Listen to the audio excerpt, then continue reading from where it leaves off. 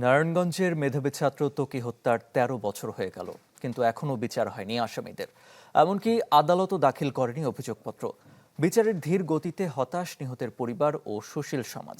তারা বলছেন, এ হত্যার দ্রুত বিচার নিষ্পত্তি হলে দেশের বিচারহীনতার সংস্কৃতির মধ্যে একটি ব্যতিক্রম উদাহরণ হয়ে থাকবে।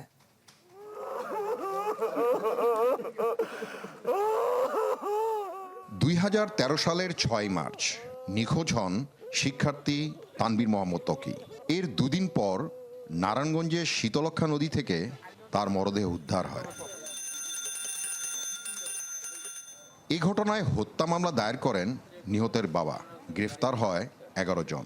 এর মধ্যে ৪ জন দেয় স্বীকারোক্তিমূলক জবানবন্দি। ত্বকী হত্যার বিচারের দাবিতে সারা দেশ প্রতিবাদ জানায়। ডিজাইন, এলিগেন্স, বিউটি, সেরা পণ্য সবার জন্য জেভিকো।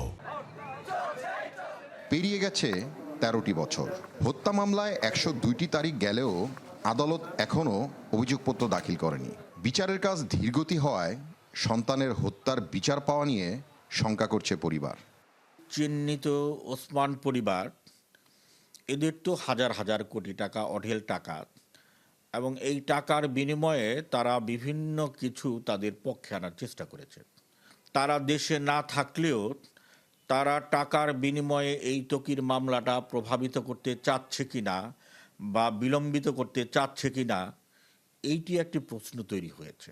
অতি দ্রুত ত্বকী সহ যে হত্যাকাণ্ডগুলো নারায়ণগঞ্জে এবং সারা বাংলাদেশে সংঘটিত হয়েছে সেগুলো অতি দ্রুত বিচার কার্যকর করতে হবে। ত্বকী সুষ্ঠু বিচার পাওয়ার কথা, কিন্তু আমরা যদি দেখি এই চার্জশিটকে আসলে একীভূত করে রাখা হয়েছে, এই বিচারটাকে আসলে আটকে রাখা হয়েছে।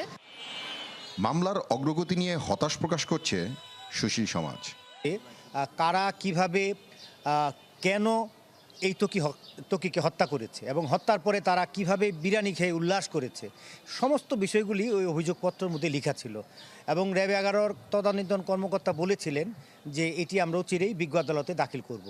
কিন্তু দুঃখের বিষয় হচ্ছে সেই সরকারের আমলে এইটি আর দাখিল হয়নি। বর্তমান গণতান্ত্রিক যে নতুন সরকার দায়িত্ব নিয়েছেন, তাদের কাছে আমাদের প্রত্যাশা তারা যেন সেই বিচারটি করে এই বিচারহীনতার সংস্কৃতি থেকে মুক্ত হতে পারেন এবং নাগরিক হিসাবে একজন নারায়ণগঞ্জবাসীকেও সেই দায়ী মুক্তি দিতে পারে।